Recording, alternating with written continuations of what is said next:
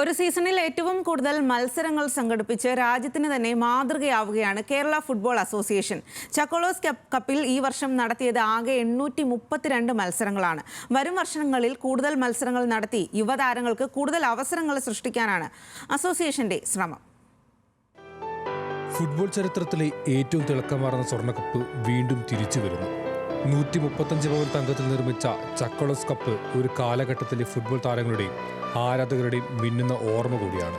Under category വിഭാഗത്തിൽ നടക്കുന്ന ചക്കോളോസ് കപ്പിൽ ജില്ലാടിസ്ഥാനത്തിൽ 780 മത്സരങ്ങളും അവസാന റൗണ്ടിൽ 52 മത്സരങ്ങളുമാണ് നടന്നത്. KFAയുടെ ഒരു മെയിൻ ഗോൾ എന്ന് പറയുന്നത് മാക്സിമം ഗെയിംസ് എല്ലാ ഏജ് ഗ്രൂപ്പിലും നടത്തുക എന്നുള്ളതാണ്. അണ്ടർ 13, അണ്ടർ 11, അണ്ടർ 15, അണ്ടർ 17 കൂടുതൽ ഗെയിംസ് നടന്നാലാണ് പ്ലേയേഴ്സ് ഇമ്പ്രൂവ് ആവുക, അവർ നെക്സ്റ്റ് സ്റ്റേജിലേക്ക് എത്തുക എന്നുള്ളത്. അപ്പം അതിൻ്റെ ഒരു ഭാഗമായിട്ടാണ് ഈ വർഷം KFA 842 ഗെയിംസ് ചെയ്തത്. FIFI Palakkad, DDS Sports Academy Ernakulam, Kerala Blasters, Red Star FC, Talent Association Palakkad തുടങ്ങിയ ക്ലബ്ബുകളാണ് വിവിധ വിഭാഗങ്ങളിലെ വിജയികൾ. 1955 തൃശ്ശൂരിലെ ചക്കോളപ്പാല് പ്രദേശം ആരംഭിച്ചതാണ് ചക്കോള സ്വർണ്ണക്കപ്പ്. 30 വർഷത്തെ പാരമ്പര്യമുള്ള ഈ സ്വർണ്ണക്കപ്പിന്റെ തിരിച്ചുവരവ് യുവതാരങ്ങൾക്ക് കൂടുതൽ അവസരങ്ങൾ സൃഷ്ടിക്കുകയാണ്.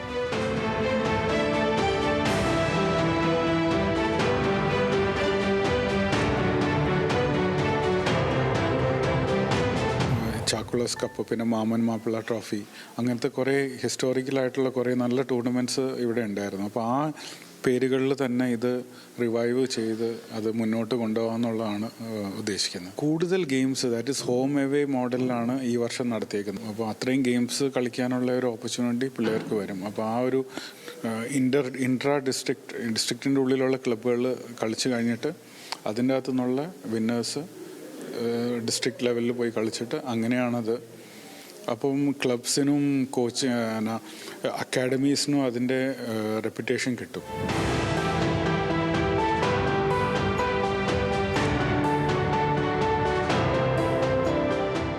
ലോക ഫുട്ബോളിൽ നമ്മുടെ താരങ്ങൾ എവിടെയെന്നുള്ള ചോദ്യത്തിലേക്കാണ് ഇത്തരം ശ്രമങ്ങൾ വിരൽ ചൂണ്ടുന്നത്. രാജ്യത്തിന് തന്നെ മാതൃകയാക്കാവുന്ന ശ്രമങ്ങളാണ് കേരള ഫുട്ബോൾ അസോസിയേഷനും നടത്തുന്നത്.